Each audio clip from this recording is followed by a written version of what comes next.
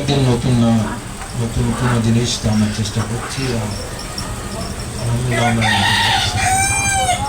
আহলে বাইত আলাইহিসসালামের মহব্বত এমন এক মহব্বত, যে মহব্বত পয়সা দিয়ে কেনা যায় না, যে মহব্বত কোনো ধন দৌলত দিয়ে পাওয়া যায় না। মহব্বত এমন একটা মহব্বত যেটা মার শরাফত, মার নেক হলে সেই ব্যক্তি আহলে বাইতের মহব্বত পেতে পারে। আসুন আজকের দিনে, আজকের এই মজলিসের মাধ্যমে এমন এক ঘটনা আপনাদের সামনে বলি। প্রত্যেক দিনে একই কথা বলার চেষ্টা করছি, সেটা হলো এই আহলে বাইত ছাড়া দুনিয়ায় কোনো জিনিস নেই। আহলে বাইত ছাড়া কোনো ঘরানা নেই, কোনো ফ্যামিলি নেই, কোনো বংশ নেই। তারা দুনিয়া মানুষের সাহায্য করবে এবং মরার পরেও সাহায্য করবে।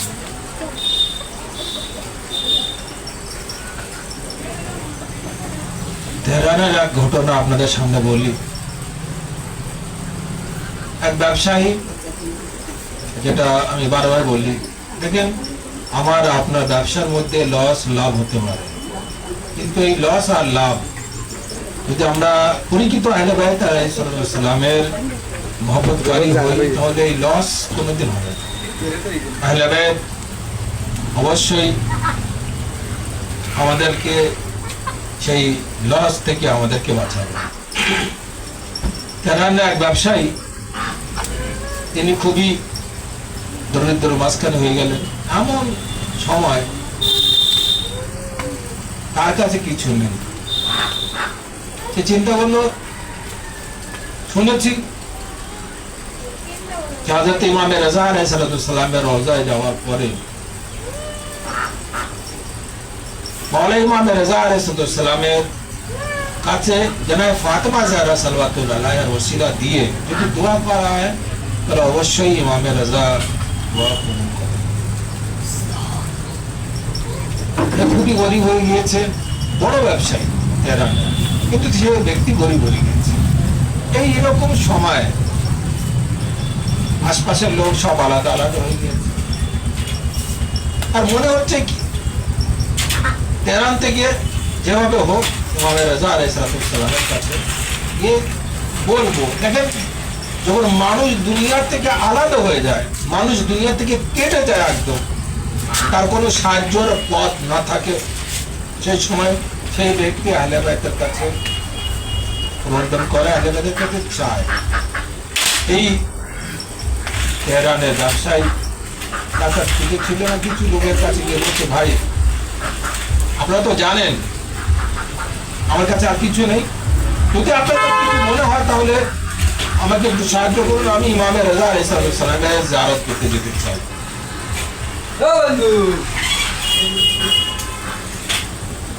ওই ব্যক্তি ইমাম রাজা আলাইহিস সালামের রওজা জিয়ারত করার জন্য আসলো, যা ওর কাছে ছিল নিয়ে আসলো। ইমাম রাজা আলাইহিস সালামের রওজায় যাওয়ার পরে, জিয়ারত করার পরে সে খুবই কান্নাকাটা করছে। এই সময় অনেক সময় আমাদেরও হয়,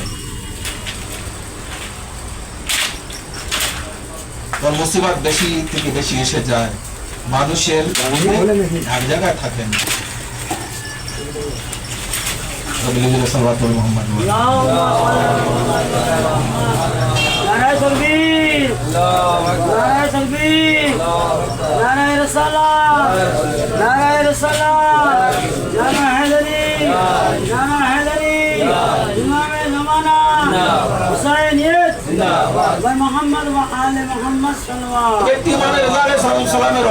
করছিল সেই সময় তার পকেট কেটে দেয়। বলুন, বিপদের উপরে তো ইমামে রেজা রওজায় জিয়ারত করছিল, সেই সময় তার পকেট কেটে গিয়েছে। চিন্তা করতে লাগলো, বলা আপনার রওজা আসার পরে কেউ খালি হাত যায় না, যা কিছু এনেছিলাম আপনার রওজায় শেষ হয়ে গেছে। বলা কি করবো এই ইরানে ইনশাল্লাহ আপনারা যান, আল্লাহ আপনাদের যারা করা তৌফিক দেন। প্রত্যেক কাজে ঋণ করলে সেই ঋণের শোধ করার দায়িত্ব আহলে বাইতের। কোটি কোটি টাকা আপনি আয় করেন, আহলে বাইত আপনার ঋণ শোধ করার দায়িত্ব নেবেন। কিন্তু যদি আপনি ইমামে আলাইহিস সালামের জিয়ারত করতে যান আর ঋণ হয়ে যান, আপনার ঋণের দায়িত্ব আহলে বাইত। ওই ব্যক্তি যখন ইমামে রাজা আলাইহিস সালামের রওজায় জিয়ারত করার পরে হচ্ছিল, সে সময় তার পকেট কেটে যায়। ওই ব্যক্তি বলছে, বলা শুনেছি আপনার রওজা আসার পরে মানুষের পকেট ভারী হয়, সে পেয়ে যায়, এখানে আসার পরে আমার পকেট কেটে গিয়েছে, কি করবো? হঠাৎ করে তার মনে হলো এখানে আমার একটা বন্ধু আছে, দেখি তার কাছে জিজ্ঞাসা করে, তাকে ফোন লাগিয়ে দেখি, কিন্তু অনেক সময় আগের বন্ধু, কিন্তু তার নম্বর যেভাবে যাবে তার কাছে ছিল। ওখানে 1 টাকা এই সময় আর নেই। মোহাম্মদ ধীরে ধীরে সরকার মোহাম্মদ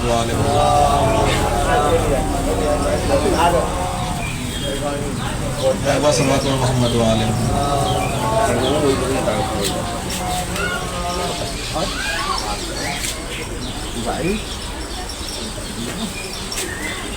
ওই ব্যক্তি দেখলো তার পকেটে 1 টাকা আছে, ইরানের যারা আমাদের কয়েন হয় সেরকম কয়েন। আর ওখানে একটা নিয়ম এখন আছে অনেক জায়গায়, মাজ্জানি অর্থাৎ ফ্রি কল আপনি করতে পারেন। কিন্তু ফ্রি শুধু না, ওখানে লেখা আছে 14 বার আপনি সালাত করুন। মাজ্জানি ওয়ালা 14 বার সালাত করতে হবে, আপনি কল করবেন, একবার লাগবে কোনো। তার কাছে 1 টাকা ছিল, তো বলে কেন আমি ফ্রি আর কল করবো, আমি এই টাকাটা দিয়ে কল করি। টাকা যখন দিয়েছে ওই দিন থেকে কোনো আওয়াজ নেই, তার মানে টাকা শেষ। এইরকম সময় তার কাছে কিছু নেই,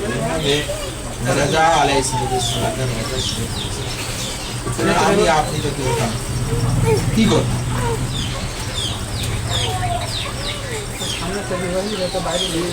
একটু আপনারা এগিয়ে গেছেন,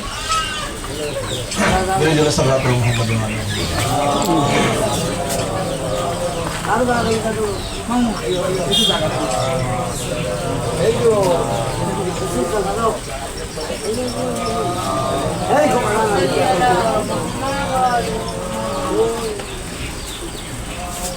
ইমামে রেজা আলাইহিস সালামের রওজা যখন সেই ব্যক্তি তার পকেট কেটে গিয়েছে আর 1 টাকা ছিল, সে 1 টাকা মাইকে সেই যেখান থেকে ফোন করা হতো সেই জায়গা দিয়ে, কিন্তু কোনো ধরবার কোনো আওয়াজ নেই। এই সময় সে ব্যক্তি করতে পারে, একদম মন খুবই কষ্ট করে সে নিজের কামে আসলো, ভাবতে লাগলো। আমাদের ওইরকম হয়, বলি সবার সাথে আপনি নিজের রিশতা তালুক, নিজের ত্যাগ করুন, আহলাবাদের সাথে তো মনে করবেন না। সবার সাথে আপনি অজুহাত দেখাবেন, আহলাবাদের সাথে কোনদিন দেখাবেন না, কারণ আহলাবাদ আপনার আর আমার নিয়ত জানে। আমার কাছে কত কি আছে আহলাবাদ জানে, যতই আমি বলি আমার কাছে কিছু নেই, কিছু নেই। আহলাবাদ ছাড়া দুনিয়া কেউ নেই দুনিয়া। এই সময় যার কাছে কিছু নেই, 1 টাকা ছিল, সেটাও শেষ, কি করবে? কারণ আসলে আসার পরে চিন্তা করছে, শুনেছি ইমামে সালামের রওজায় আসার পরে কেউ খালি হাত যায় না, আমি তো খালি হাত। হয় না, বড় বড় গুণী, একটা গুণীর কাছে বহু লোক যাচ্ছে, সবাই সে ভালো হচ্ছে, কিন্তু এখন একটা গরিব মানুষ সে ভালো হয়নি। তোমার কথা মানবো না, আমার তো হয়নি। সে ব্যক্তি এইরকম তার মনের মধ্যে এসে গেছে, বলে ইমামে রেজা শুনেছি সবাইকে আপনি দেন, কিন্তু আমাকে কিছু দিচ্ছেন না। স্বপ্নে রাতে ঘুমিয়েছে, স্বপ্নে দেখছে একজন ব্যক্তি ওই বন্ধু যে আগের বন্ধু ছিল সেই বন্ধু তার জন্য অপেক্ষা করছে, বলে স্বপ্ন কথা করতে হয়। আর এইরকম সময় আমরা মনে করি কাল্পনিক, এগুলো কাল্পনিক না, সত্য। সেই ব্যক্তি স্বপ্ন দেখছে কি সকাল হয়েছে আর এক ব্যক্তি আমার কাছে সকাল হলো, স্বপ্ন ভেঙে গেছে, সকাল হয়েছে, ইমামে রেজা আলাইহিস সালামের রওজা গিয়ে আবার জিয়ারত করেছে। তারা মনে করে যেরকম মনে আর তো কিছু নেই, কার কাছে ফোন করবে? কিন্তু মাশহাদ থেকে ইমামে রেজা আলাইহিস সালামের রওজা থেকে তেহরান আসার পয়সাও নেই, কি করে আসবে? হঠাৎ করে কি দেখছে কি ওই ব্যক্তি যার জন্য ফোন করেছিল ফোন লাগেনি, সেই ব্যক্তি দাঁড়িয়ে আছে, বলছে ভাই আপনি আমার মেহমান, আপনার জন্য আমি অনেক সময় থেকে অপেক্ষা করছি। এইরকম সময় যদি কোনো আমার নিজের আত্মীয় স্বজন পাওয়া যায় মনে কত আনন্দ লাগবে। কিন্তু এটাও তো আমার ভাবা দরকার, এই ব্যক্তি আমার জন্য অপেক্ষা কেন করবে? কারণ তার সাথে তো আমার কোনো কথা হয়। ওই ব্যক্তি বলছে আপনি আমার জন্য অপেক্ষা করছিলেন? বলছে হ্যাঁ তোমার জন্য অপেক্ষা করছিলাম। বাড়িতে খাওয়া দাওয়া সবকিছু হয়েছে, যখন যাবে মানে ফিরে আসবে, কারণ খালি হাত তো মানুষের, কত সময় কারো আমার বাড়িতে থাকা। আর কেউ কোনো ব্যক্তি কারো সামনে কি হাত পাততে পারে? তার সাথে বন্ধুত্ব হোক, বলতে পারে কি ভাই আমি এই যখন এই ব্যক্তি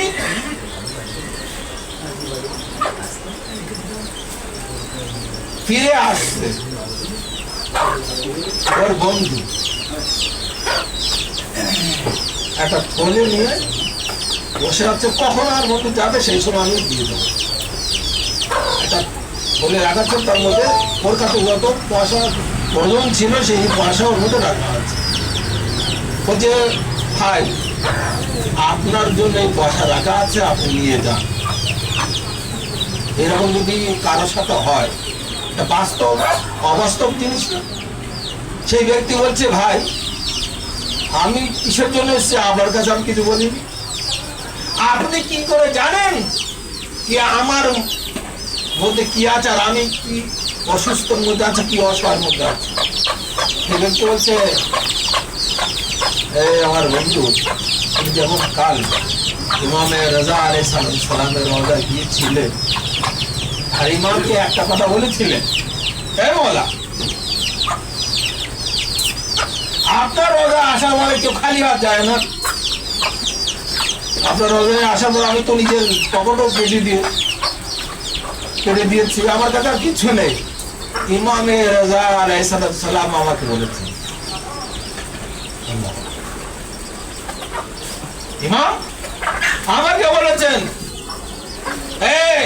আমার চাহনেওয়ালা,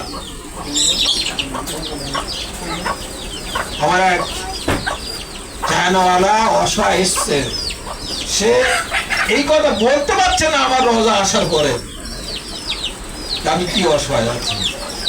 যত কারণ ইমাম বলেছেন তো ওই ব্যক্তি যে এসছে আমার রোজায় তার কি কি লাগবে তত পরিমাণের পয়সা সেই ব্যক্তি নিয়ে বলছে ভাই আমাকে ইমাম রেজা আলাইহিস সালাম বলেছেন তোমাকে এই পয়সা। আমি আর আপনি কোথায় আছি? তাহলে আমার আর আপনার কারো কাছে হাত পাতার প্রয়োজন আছে, কিন্তু মন পরিষ্কার থাকা। ইমামে রেজা আলাইহিস সালাম আপনাদেরকে তৌফিক দেন। আপনি দুতলা ঘর করে কি করবেন? মূর্তি তো দেয় আপনার কাঁচা মাটিতে, যান জিয়ারত করুন। সমস্ত আহলে বাইত আলাইহিস সালাম যারা রওজা আছে তার জিয়ারত এই যে সময় চলছে আলহামদুলিল্লাহ, আর বাইরের সময় এই সময় তো তুলনা দুনিয়া নেই, কোনো জায়গায় এই তুলনা দুনিয়া কোনো স্টেজে নেই, কোনো জায়গায় নেই আর বাইরের যে তুলনা দুনিয়া আছে। আর একটা ছোট ঘটনা বলি, দেখেন অনেক সময় মানুষ বলে হতে পারে, আমি আমার নিজের ঘটনা বলি। লাইভ আমি যখন আমি ইমামের রাজা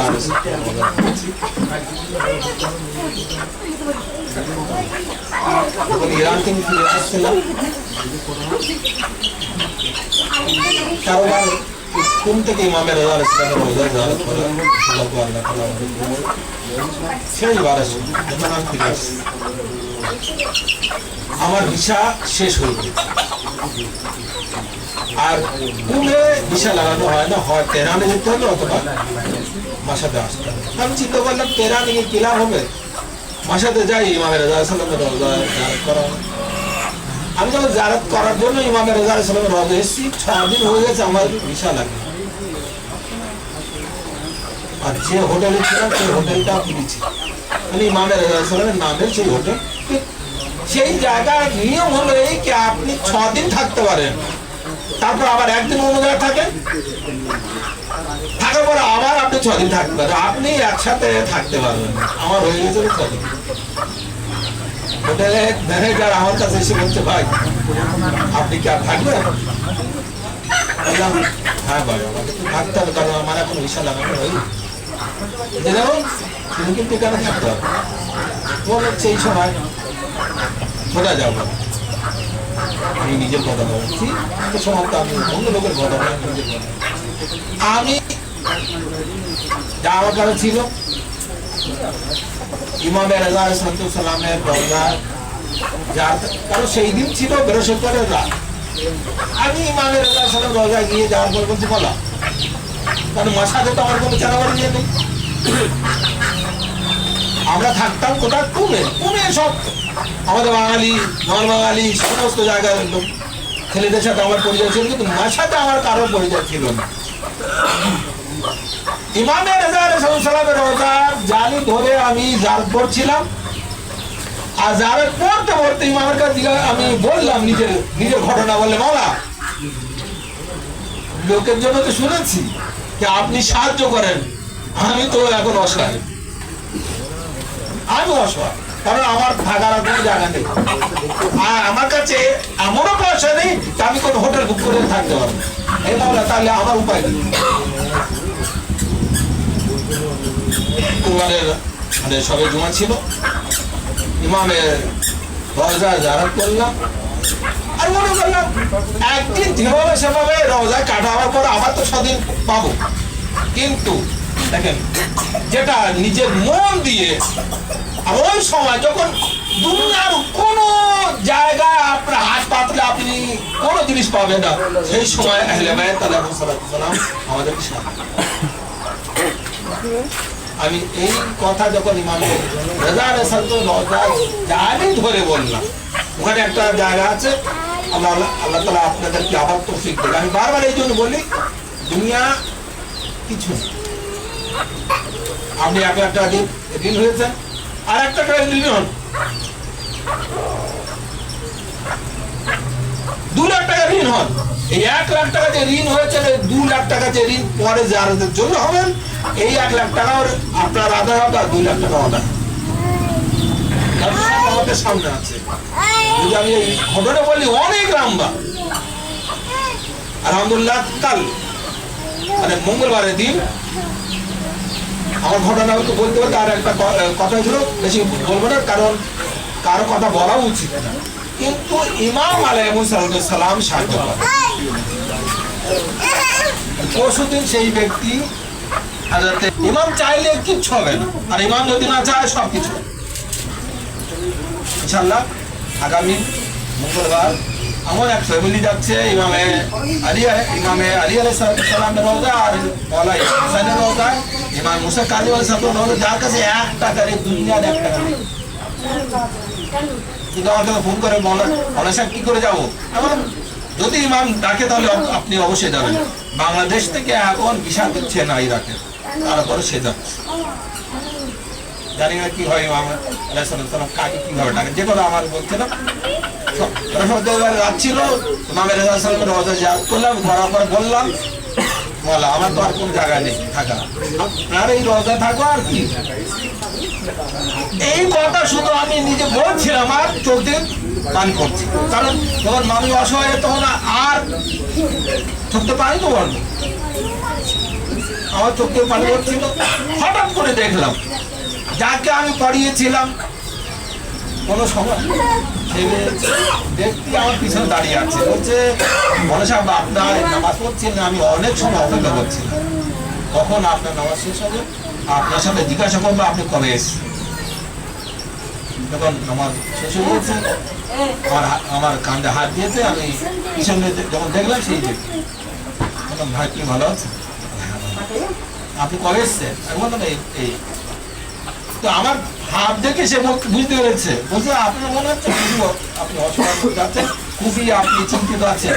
কিসের চিন্তা, এখানে কোনো চিন্তা দরকার নেই, আমরা থাকা জায়গা নেই, আল্লাহু আকবার, এই শব্দ তিলতা। ইমামে রেজা আলাইহিস সালাম রওজার মধ্যে আমি দাঁড়িয়ে আছি, আমার থাকা জায়গা নেই, কিন্তু আমার মনের মধ্যে খবর সে কি করে জানে। সেই ব্যক্তি বলছে ভাই তোমার থাকা জায়গা নেই, কোনো চিন্তা বিষয় না, আমার বাড়ি আছে। সেই ব্যক্তি মাসাতে আছে আমি জানিও না, তাকে আমি নাজাবি হাউসে কোনো সময় পড়িয়েছিলাম, সে জানে না আমি এখানে আছি। শুধু মন থেকে ইমামকে যদি আমরা না অবশ্যই ইমাম আলাইহিস সালাম আমাদের কথা শোনাতে, কেন কেন সাড়া দেবেন না, কেন ইমাম আলাইহিস সালাম আমাদের কথাকে শুনবেন। এই জন্য আমার আপনার শাস্তি বলেছেন সবকিছু করো কিন্তু ইমান পাকা রাখো, যদি ইমান পাকা রাখতে তাহলে কোনো আমল করবো। একজন ব্যক্তি একজন শরাবি, এই যে রওয়াত করছি আপনাদের সামনে, একজন শরাবি মদখোর, সে ব্যক্তি মদ খেয়েছে, হযরত ইমামে জাফর সাদিক আলাইহিস সালামের সামনে সে পড়ে গেছে। যেরকম অনেক সময় হয় না, আমাদের মধ্যে যদি কোনো ব্যক্তি পান করে থাকে আর কোনো মাওলানার সামনে যদি পড়ে যায়, সে লুকোবার চেষ্টা করে, যতই সে খারাপ হোক, কিন্তু কোনো মাওলানার সামনে সে কোনোদিন এরকম কাজ করবে না। ইমামে জাফর সাদিক আলাইহিস সালামের সামনে সেই ব্যক্তি পড়ে গিয়েছে, আর সে ব্যক্তি চাচ্ছে যেন ইমাম আমাদেরকে না দেখতে পারে। ইমামে জাফর সাদিক আলাইহিস সালাম ভাই বলুন, এই সময় সে ব্যক্তি কি বলবে, কি বলবে? সে বলছে আমি মৌলা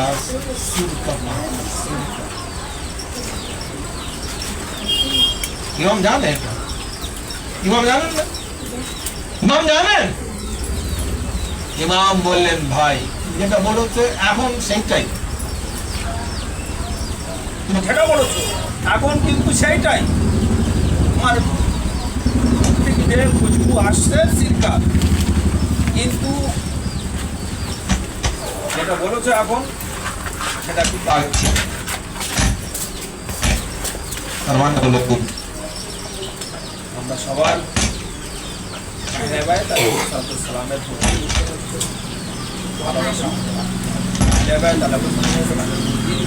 আমাদেরকে নিজের মনকে খাটিয়ে রাখবে।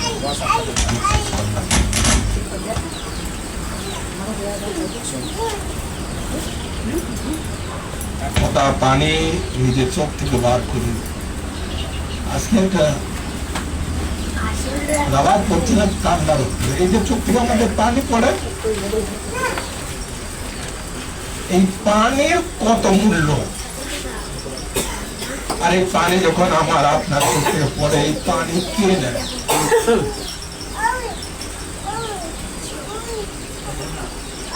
রওয়ায়াতের মধ্যে সেই পানি যখন আমার আপনার চোখে পড়ে, এই পানি হযরত বিবি ফাতেমা জাহরা সাল্লাল্লাহু আলাইহা নিজের রুমালে নেয়। তা আমাদেরকে নিজের এমন করা উচিত যেন আমার এই চোখের পানি ফাতেমা জাহরা নিজের রুমালে নিতে পারে। ফাতেমা জাহরা আমাদের চোখের পানি কি করেন জানেন? ব্যবহার করছেন হযরত ইমামে হুসাইন আলাইহিস সালামের কবরে আসেন, আর এই চোখের পানি যে আমাদের চোখের থেকে পড়ে, সেই পানি ইমাম হুসাইনের রওজায় মিলে গেল।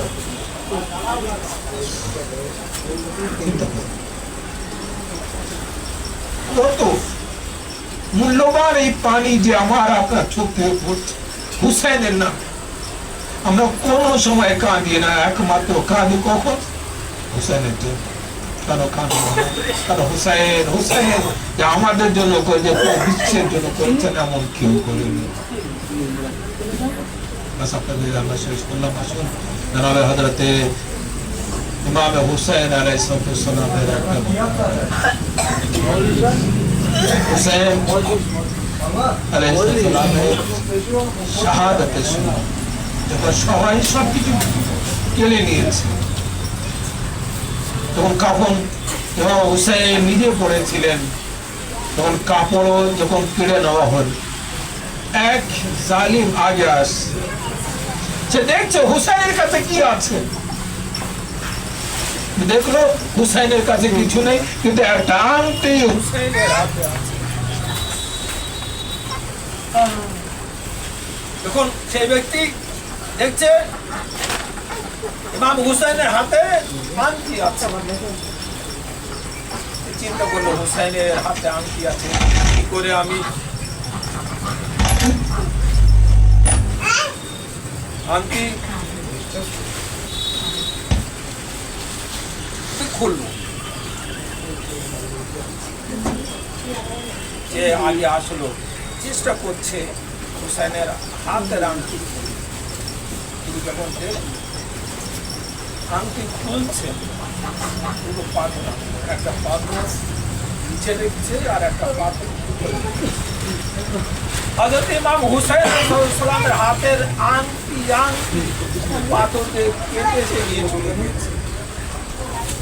কিন্তু কোনো হুসাইন আলাইহিস সালামের শরীরের কত টুকরো টুকরো হয়ে গেছিল। একজন ব্যক্তি কিছু পায়নি, ইমাম হুসাইনের মাথায় যে আমামা ছিল সেই আমামার কাপড় নিয়ে চলে গিয়েছে। রওয়ায়েতের মধ্যে আছে এই কাপড় যে যখন কিছু পায়নি আমামা, মাথায় ইমাম হুসাইন আলাইহিস সালামের ছিল, সেই আমামার কাপড় নিয়ে গিয়েছে। আর এই যখন এই ব্যক্তি এই কাপড় নিয়ে গিয়েছে, পাগল হয়ে গিয়েছে। আর জঙ্গলে এই কাপড় ছিল, কাফেলারা যাচ্ছিল, এই জঙ্গলে ইমাম হুসাইনের আমামার কাপড় যখন ছিল, কাফেলারা সেই কাপড় একটা গাছের মধ্যে দিয়ে তারা যাচ্ছিল, মদিনার রাস্তায় তারা যাচ্ছিল। ইমামে জাইনুল আবেদিন আলাইহিস সালাম এই কাফেলাদেরকে বললেন, ভাই তোমাদের এই কাফেলার মধ্যে আমার বাবার মাতার আমামা আছে। এই কাফেলারা বলছে, বাবা আমরা কারবালা ছিলাম না, আপনার বাবার মাতার আমামার কাপড় আমাদের এই কাফেলার মধ্যে ঢুকে আছে। ইমামে জাইনুল আবেদিন আলাইহিস সালাম বললেন, এ ভাই আমার বাবার শাহাদাতের পরে প্রত্যেক ব্যক্তি যে যেটা পেয়েছে সে সেইটাই নিয়ে চলে গিয়েছিলাম। যখন কিছু পেল না, একজন ব্যক্তি আমার বাবার মাথার আমার কাপড় নিয়ে চলে এসেছিল, সে ব্যক্তি পাগল হয়ে গিয়েছে। অমুক জায়গায় সেই আমার কাপড় ছিল তোমরা নিয়ে। ইমাম হুসাইন সালামের মুকাদ্দাসের এত অংশ সবাই আলাদা আলাদা নিয়ে নিয়েছিল। আমাদের কৌতুক খাই না, কেন খাই না? সর্বপ্রথমে কারবালার এই ঘটনার কথা কৌতুকরা বলেছিল, নিজের পাখনা ইমাম হুসাইন আলাইহিস সালামের রক্ত নিজের পাখনা দিয়েছিল।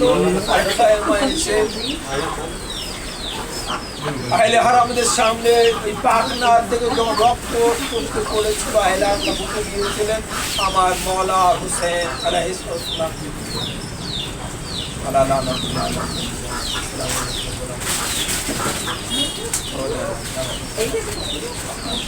যে কোনো আশানি বসে